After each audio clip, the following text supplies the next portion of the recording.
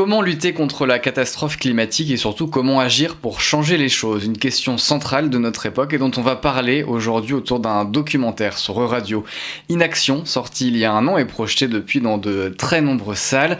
La quête d'un couple vers ce qui freine notre volonté d'agir pour la planète et vers celles et ceux qui proposent des solutions.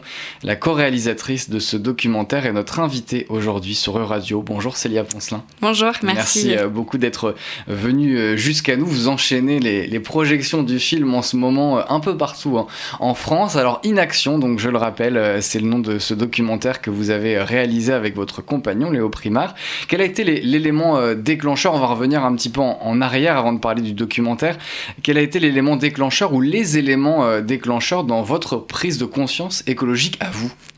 Ma prise de conscience écologique, elle date du confinement en fait, donc ça date un peu parce que c'était en 2020 et c'est une période où chacun l'a vécu, mais pendant plusieurs mois on était au ralenti et on a eu le temps de se renseigner sur les sujets.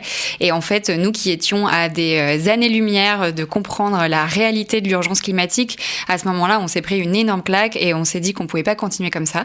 Donc la première action pour nous, ça a été de changer de métier et venant du domaine de la communication, on s'est dit qu'on voulait travailler dans la communication sur l'environnement pour encourager chacun à passer à l'action pour le climat. Et avant, plus jeune, vous n'aviez pas de conscience écologique? Si vous avez, entre guillemets, découvert une conscience écologique, avant, c'était quoi pour vous l'écologie?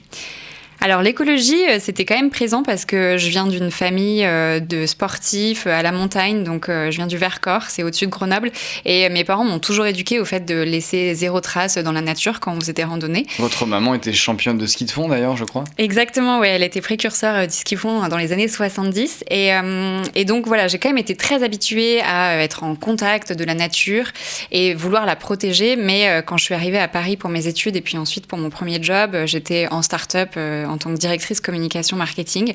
Et en fait, j'avais vraiment une vie à 1000 à l'heure qui était déconnectée de la réalité de ce que j'avais vécu avant. Et je prenais l'avion une fois par mois pour aller à New York pour représenter mon travail. J'agissais sans vraiment penser que ça avait un impact, alors que je me sentais pourtant très concernée par ce sujet-là. Et en fait, il y avait un fort désalignement entre mon envie d'agir et mon mode de vie que j'avais à l'époque. Dans le documentaire, on va en parler, on voit votre père notamment, on y reviendra, mais et comment on parlait d'écologie, si on en parlait dans votre famille, d'environnement, protection de la planète? On en parlait pas forcément parce que c'est vrai que c'est un sujet qui est compliqué à évoquer et on le voit dans le documentaire. En fait, en effet, je suis partie avec ma famille. Donc, le pitch du documentaire, c'est une famille ordinaire confrontée à un enjeu planétaire. Et l'idée, c'est de se dire, en fait, peu importe nos opinions, on peut essayer d'en parler dans les familles pour comprendre un peu justement quelles sont les réalités, les ressentis et les envies de passer à l'action ou pas de tout un chacun. Et donc, comme on n'en parlait pas dans ma famille, c'est un sujet que j'avais envie de ramener parce que quand j'ai commencé à m'engager, ça a été très compliqué d'en discuter avec mes parents et avec ma famille parce que ça montait dans les tours. Moi, j'avais très peu de tolérance par rapport aux personnes qui comprenaient pas l'urgence comme moi. Je ne comprenais pas pourquoi elles ne voyaient pas ça. Et de l'autre côté, mes parents, eux, ne comprenaient pas pourquoi soudainement j'avais cette envie de m'engager. On va revenir justement sur cette difficulté parfois de parler de ces sujets. Mais avant ce projet de documentaire, vous aviez voyagé donc avec Léo, votre compagnon et le co-réalisateur du documentaire, durant 5 mois sur les routes de l'Europe. En van, vous avez traversé 26 pays, plus de 20 000 kilomètres pour partir à la recherche de solutions pour lutter contre le changement climatique. Qu'est-ce que vous en avez retiré de ce road trip entre guillemets écologique à travers l'Europe? En effet, ça a été notre première action. En fait, quand on a pris cette fameuse claque pendant le confinement, on a voulu ramener du positif parce qu'à l'époque, on voyait uniquement le négatif et ça nous déprimait. On s'est dit que pour lutter contre notre éco-anxiété, on avait envie d'aller chercher des solutions. On en a interviewé plus de 17, donc à travers 26 pays partout en Europe. Et en fait, on s'est rendu compte que les solutions, elles étaient là et qu'elles étaient bien plus présentes que ce qu'on imaginait. Et donc, il y avait toujours cette question de si les solutions, elles sont là, pourquoi est-ce qu'on les met pas plus massivement en action? Et donc, c'est le fait d'avoir fait ce voyage et d'aller à la rencontre des solutions dans tous les domaines, que ce soit l'industrie, comment est-ce qu'on s'habille, comment est-ce qu'on mange mieux, comment est-ce qu'on se déplace mieux, qu'on s'est dit, maintenant, on a envie de comprendre pourquoi est-ce qu'on les met pas en action. Et donc, c'était aussi tout l'objet du film Inaction, de comprendre pourquoi est-ce que face à l'urgence, en fait, on n'agit pas toujours. Quelles sont les solutions qui ont été les plus innovantes ou celles dont vous vous souvenez le plus encore aujourd'hui de cette époque-là ? Il y a une solution à laquelle je pense qui s'appelle Oxara en Suisse, qui retraite en fait les déchets des habitations, enfin des chantiers. En fait, c'est l'équivalent de 7 pyramides de Gizeh en Suisse qui sont jetées chaque année des terres d'excavation. Donc c'est quand on fait un chantier par exemple pour construire un immeuble, on retire la terre et ces terres elles sont en bon état et elles sont juste déplacées dans une déchetterie et elles sont pas revalorisées. Et donc ce que fait Oxara, c'est qu'ils utilisent cette terre pour produire un ciment à partir de terre et non à partir de béton, parce que le béton est très émetteur de gaz à effet de serre, alors que le ciment à partir de terre est beaucoup moins émetteur, jusqu'à 90% moins. Donc c'est des solutions comme ça qu'on a rencontrées en fait dans les industries qui sont pas forcément très connues du grand public, mais qui pourtant sont hyper utiles pour décarboner toutes les industries. On l'a dit, vous avez traversé 26 pays, donc divers pays, diverses cultures. Mais finalement, qu'est-ce que les Européens et les Européennes ils ont en commun dans cette recherche de solutions ?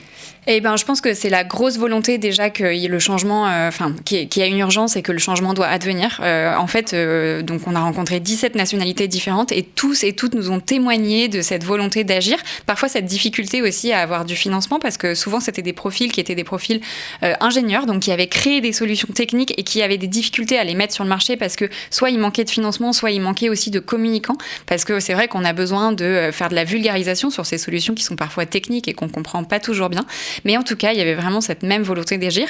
Et en fait, dans un contexte qui est parfois angoissant, parce que c'est vrai que le sujet de dérèglement climatique, c'est pas le sujet le plus optimiste, et ben de faire ce tour d'Europe et de rencontrer toutes ces personnes, ça nous a donné beaucoup d'espoir pour l'avenir. Mais il y a des pays où ça vous a semblé qu'on ait un peu plus conscience de la catastrophe climatique que d'autres ? Oui, le fait de voyager, ça permet aussi de voir comment est-ce que le sujet est traité dans différents pays. Et je pense notamment aux Balkans, à la Croatie. Ces pays-là avaient une gestion des déchets qui n'était pas les mêmes que chez nous. Et ça nous choquait parce que sur la route, il y avait énormément de plastique le long des routes. Il y avait aussi des déchetteries et des décharges à ciel ouvert où juste on mettait tout le plastique et tous les déchets qui s'accumulaient là dans la nature. Donc on voit quand même qu'il y a une gestion qui est évidemment très différente en fonction des pays. Mais il y a des pays qui sont plus avancés. On cite souvent les pays nordiques. Qu'est-ce que vous avez constaté dans ces pays-là ? Oui, les pays nordiques, c'est sûr. Après, il faut aussi voir qu'ils n'ont pas forcément les mêmes réalités que nous. C'est des pays avec des grands espaces, avec une population qui est moins importante que la France et l'Allemagne, par exemple. Et puis, ils ont de la géothermie, donc forcément de la facilité à accéder à des énergies bas carbone. La géothermie, c'est l'énergie du sol. Hein. Oui, tout à fait. C'est le fait d'aller puiser de la chaleur ou de la fraîcheur dans le sol en fonction des saisons. Et donc, c'est des énergies qui sont décarbonées, donc forcément, c'est beaucoup plus simple. Mais par exemple, l'Allemagne, c'est aussi un pays qui était très avancé, et contre toute attente, il y a des pays qui nous ont surpris. Par exemple, en Grèce, on a rencontré des entreprises, en Espagne aussi, en Slovaquie, en Pologne. En fait, parfois, on a l'impression, en effet, que certains pays sont plus avancés que d'autres, mais on peut être surpris. Alors donc, ce documentaire Inaction, après cette recherche de solutions pour lutter contre le changement climatique, cette fois, dans ce documentaire, vous avez eu envie de comprendre les freins à l'action climatique. On l'a dit, vous l'avez dit, il y a eu cette prise de conscience après Covid, mais là, pour ce documentaire-là, est-ce qu'il y a un événement, une série d'événements qui vous ont donné envie d'aller dans ce documentaire ? Et bien justement, d'avoir fait ce tour d'Europe des solutions au changement climatique, on s'est demandé pourquoi est-ce que les solutions qui sont là ne sont pas plus massivement adoptées. Et c'est à ce moment-là qu'on s'est dit qu'on avait envie de comprendre plutôt les mécanismes psychologiques du passage à l'action. En fait, quel levier est-ce qu'on peut avoir pour lever les freins au passage à l'action ? Et avec Léo, mon co-réalisateur du film, on n'y connaissait absolument rien, donc on n'avait pas du tout fait de film. On avait fait ce livre pour notre tour d'Europe, mais le film, c'est une industrie complètement différente, et surtout, on n'y connaissait absolument rien. On n'avait jamais tenu une caméra de notre vie. Donc, on est passé par vraiment plusieurs montagnes russes dans ce projet, parce qu'il a fallu lever des fonds, il a fallu trouver un producteur donc, qui nous représente pour aller vendre ce projet à une chaîne télé, en l'occurrence Ushuaïa Télé, qui nous a diffusé en France. Il a fallu organiser le tournage, faire un script et monter tout ça, et puis diffuser le film. Aujourd'hui, ça fait 1 an qu'il est sorti, et on a organisé plus de 150 dates de ciné-débat partout en France, et en fait, on invente notre métier chaque jour. Mais ça a été difficile pour le le financer, pour rechercher un producteur, des gens qui veulent diffuser un film sur ce sujet-là?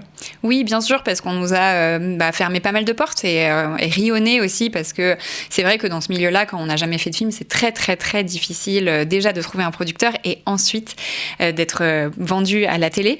Certains nous ont dit votre film, vous finirez sur YouTube en fait, mais c'était une sorte de mépris de nous dire ça, parce que c'était ne pas nous prendre au sérieux. Et en même temps, je peux aussi les comprendre, de voir un jeune couple de 30 ans qui se dit naïvement je vais faire un film. Bien sûr que c'est rare, mais je pense qu'il faut s'accrocher à ses rêves et jamais rien lâcher, et c'est ce qu'on a pu faire. Pourquoi certains d'entre nous ont du mal à passer à l'action contre la catastrophe climatique? C'est l'objet d'un documentaire, Inaction. On en parle aujourd'hui sur Radio avec sa co-réalisatrice Célia Poncelin. Dans ce documentaire, on vous voit donc à l'écran avec votre famille, à votre père, votre cousine et le cousin de Léo, donc votre compagnon. Pourquoi avoir choisi cette façon-là de faire le film, de vous mettre en scène en fait dans le documentaire? Dans ce documentaire, on met en scène une famille ordinaire face à un enjeu planétaire. Donc cette famille, c'est la nôtre, et c'est vraiment en essayant d'avoir un message universel sur lequel chacun puisse s'identifier, en fait, que ce soit Léo et moi, donc les réalisateurs du film, qui sont plutôt un couple de personnes engagées, mais aussi Hugo, Mathilde et Denis, donc mon papa, ma cousine et mon beau-cousin, qui, eux, se posent des questions qui viennent de milieux très différents. Mon papa donc vient d'un milieu de la montagne, Mathilde, ma cousine, d'un milieu plutôt périurbain, et mon beau-cousin Hugo d'un milieu agricole. Ils ont 3 générations différentes en termes d'âge, en termes de pensée, et donc chacun à son échelle se pose des questions sur comment est-ce que je peux agir, et surtout avec des questionnements en se disant c'est la faute des riches, ou alors le système est trop lourd à faire changer, ou alors je peux rien faire à mon échelle. Et donc toutes ces questions qu'on se pose au quotidien, on va essayer de les adresser dans le film de façon joyeuse, en les faisant rencontrer des personnes engagées qui, eux, ont su lever les freins à l'action du dérèglement climatique. Ces questions-là, vous les êtes posées vous-même sur qui est responsable, finalement qu'est-ce que je peux faire? C'est des questionnements que vous avez eus vous aussi? Oui, bien sûr. Évidemment, quand on commence à s'engager pour le climat, ça ouvre tout un tas de portes et de questionnements sur notre vie. Donc on s'est posé la question de est-ce que nous, en France, on peut vraiment agir? Est-ce que l'Union européenne a un rôle à jouer dans tout ça? Et donc, en fait, on se rend compte en discutant avec des personnes autour de nous, que ce soit nos amis ou notre famille, que ces questions, c'est toujours les mêmes qui reviennent. Alors dans le documentaire, donc vous allez voir des personnes qui s'engagent contre le changement climatique et l'association Banlieue Climat notamment. Comment vous avez choisi ces personnes et ces structures que vous allez rencontrer dans le documentaire? Alors on a cherché des personnes avec des modes d'engagement surprenants pour montrer en fait que le changement il est déjà présent dans tous les groupes sociaux. On a commencé en effet par aller voir Banlieue Climat, qui est une association qui sensibilise les jeunes des quartiers au dérèglement climatique. Qui a été créée en Île-de-France. À Saint-Ouen, exactement, il y a plusieurs années. Pour comprendre comment est-ce qu'on peut s'engager en tant qu'individu. Ensuite, le deuxième chapitre du film, on est allé voir les ultra-riches, parce que c'est vrai qu'on rejette souvent la faute sur les personnes aisées, en se disant, c'est en allant voir une association qui sensibilise les enfants des personnes, des 0,1% les plus influents et les plus riches de la planète. Et en sensibilisant leurs enfants, ils espèrent toucher les parents, qui sont souvent des personnes avec beaucoup de moyens. Et dans le troisième chapitre, on va suivre une association qui s'appelle Follow This, qui, elle, œuvre auprès des actionnaires dans les groupes pétroliers, donc chez Total, chez Shell, pour faire voter des résolutions en faveur du climat. Je reviens sur la première association que vous avez rencontrée, Banlieue Climat. Quels sont les enseignements que vous avez tirés de cette rencontre avec cette association, donc, qui forme les habitants et habitantes des quartiers populaires à l'écologie? Alors, on est allé rencontrer Banlieue Climat avec Hugo, donc mon beau cousin, qui lui vient d'un milieu agricole, donc un milieu plutôt opposé au quartier populaire. Je dis pas opposé dans le sens confrontation, mais c'est pas le même milieu. C'est vrai que Hugo, lui, il a le sentiment qu'à son échelle, il peut rien faire, qu'il est seul à vouloir agir pour le changement climatique, et de l'emmener dans un milieu où les jeunes avaient tellement d'énergie pour vouloir agir, justement en se disant, nous, les quartiers populaires, on est souvent les plus touchés par le dérèglement climatique, parce qu'il y a une surmortalité, il y a des vagues de chaleur, ils vivent dans des passoires thermiques, donc dans des logements qui sont pas du tout bien isolés. Et plutôt que se dire que justement ils peuvent rien faire à leur échelle parce que ils n'ont pas de voix, eux ils ont pris le contre-pied en se disant on va créer une association, et c'est en faisant ce collectif qu'on va peser dans le débat public. Et ça a redonné beaucoup d'espoir. Alors vous l'avez dit, la dernière, on va évidemment pas raconter tout le film, on va laisser la surprise aux auditeurs et aux auditrices de radio, mais on voit à la fin donc cette association d'actionnaires des compagnies pétrolières et leurs difficultés qu'ils ont, ne serait-ce qu'à faire prendre conscience de leur responsabilité à ces grandes entreprises dans la catastrophe climatique. La question que j'ai envie de vous poser, c'est comment, après avoir vu ça, on peut croire que le changement il va passer réellement par ces entreprises-là, quand on voit les résistances qu'elles mettent? En fait, dans le documentaire, le fondateur de l'association nous explique que les groupes pétroliers n'écoutent pas les journalistes et que les seules personnes qu'ils écoutent, ce sont les actionnaires de leur groupe. Donc les actionnaires de Shell, de Total. Ces actionnaires-là, ce sont des personnes et des représentants, parce qu'il y a aussi des gros actionnaires comme Amundi, AXA, donc qui représentent une myriade d'actionnaires. Ce sont des personnes qui sont drivées par l'instinct économique. En fait, les arguments de l'association Follow This, qui œuvre pour plus de climat dans les groupes pétroliers, ce sont uniquement des arguments économiques, de dire en fait si on continue comme ça, vous allez perdre de la valeur économique. Ils parlent pas forcément d'injonction à agir, mais vraiment purement économique.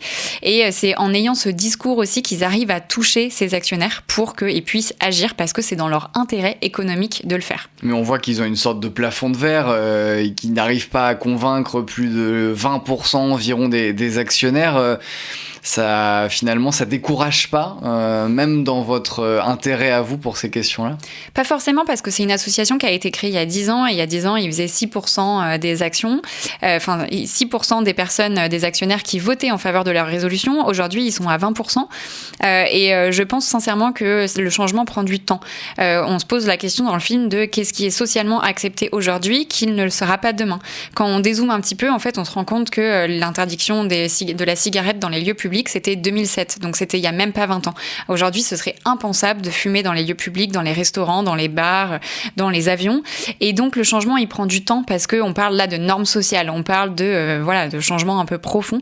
Et je pense que les actionnaires ont besoin, c'est terrible de le dire, mais de temps aussi pour se rendre compte de leur volonté à agir. Et qu'est-ce que vous pensez de celles et ceux qui pensent qu'on n'a plus le temps, justement, et qui choisissent un mode d'action un peu plus radical? Je pense par exemple en France, même si c'est une association internationale, à Extinction Rébellion. Est-ce qu'eux ont raison finalement de vouloir aller plus vite? Ils ont raison de vouloir aller plus vite, parce qu'il y a une urgence, et je pense que tout mode d'action est bon à prendre. C'est ça aussi qui est très intéressant avec Inaction, notre film, c'est qu'on s'est rendu compte que le changement dans tous les groupes sociaux, il doit advenir dans tous les groupes sociaux et pas forcément venir d'un groupe de militants qui va essayer de sensibiliser, parce que oui, c'est très important. Mais ce qui est d'autant plus important, en fait, c'est de voir des personnes qui sont autour de nous, qui agissent pour qu'on puisse se rendre compte que c'est possible à notre échelle. En France, il y a 6 Français sur 10 qui disent déjà connaître des personnes qui font des actions en faveur de l'environnement, que ce soit prendre le vélo plutôt que la voiture, que ce soit réduire sa consommation de viande. Donc on s'identifie beaucoup plus à des personnes qui nous ressemblent, et c'est ça qui est aussi important, c'est de montrer dans tous les groupes sociaux que le changement est là. Qu'est-ce qu'il a changé pour vous comme pour votre famille, très concrètement, ce documentaire ? Il a changé que déjà, on parle beaucoup plus de ce sujet en famille, là où avant, c'était vraiment très anxiogène de pouvoir en parler et très compliqué. Ça part moins dans les tours, donc? Ça part moins dans les tours. Oui, tout à fait. Ça part moins dans les tours. Je pense que chacun, en fait, a fait un pas l'un vers l'autre. De mon côté, là où avant, c'était très compliqué d'en parler, maintenant, c'est fait avec beaucoup plus d'apaisement et de bienveillance aussi, parce que j'ai compris qu'on n'était pas dans des situations qui étaient les mêmes. Évidemment, chacun avait ses préoccupations, et ça, je l'entends très bien. Et de l'autre côté, eux ont compris pourquoi c'était important pour moi, et je pense qu'on a réussi à intéresser notre famille, pas par envie de parler d'écologie, mais par envie de faire un film avec nous, de vivre une aventure avec nous, en fait. Et on leur a montré que c'était possible. Par exemple, ma cousine Mathilde, qui avant prenait systématiquement l'avion pour ne serait-ce qu'un petit trajet en France, maintenant elle le fait en train, et à chaque fois elle m'envoie un message et elle me dit tu m'as montré que c'était possible, et ça me fait plaisir. Donc des changements très concrets. On le disait pour commencer l'interview, vous organisez des projections depuis 1 an un peu partout en France, près de 150 ciné-débats, et puis vous avez un nouveau projet qui va sortir de l'Europe, puisque vous allez voyager vers le Japon en train.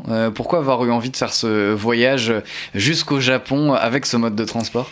Alors, mon compagnon et co-réalisateur Léo a vécu au Japon pendant ses études et c'est vrai lui, il rêvait d'y retourner et moi aussi depuis très longtemps.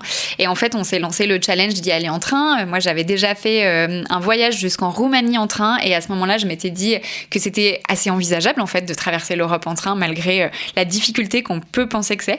Et on a eu envie de pousser le curseur et de se dire qu'on pouvait aller jusqu'au Japon en évitant évidemment les zones qui sont en tension géopolitique en ce moment. Mais c'est pas ce contexte ne remet pas en cause notre voyage. Et donc, on va faire l'aller-retour sur 5 mois à travers environ une quinzaine de pays. On va parcourir 30 000 kilomètres en train. Et donc on pourra suivre vos aventures, notamment sur votre page Instagram Tomorrow, donc tout comme le nombre TWO, MO2ROW sur Instagram Tomorrow. Ça c'est pour votre voyage vers le Japon. Il y aura un livre aussi qui va sortir, qui reprendra les rencontres que vous avez faites pendant le documentaire. Ça sera le 24 septembre. Et puis les projections du film, elles continuent. Merci beaucoup Célia Poncelin d'être venue nous parler d'Inaction. Inaction, on peut le retrouver en replay sur le site d'Ushuaïa TV et aussi sur Canal+. Et puis je crois que ça sera aussi bientôt sur la télé belge pour les auditrices et les auditeurs qui nous écoutent sur Euradio à Bruxelles. Et puis aussi sur la télé française bientôt. En tout cas, on n'a pas fini de voir et de revoir votre documentaire. Merci beaucoup Célia Poncelin d'être venue nous en parler aujourd'hui sur Euradio. Merci beaucoup.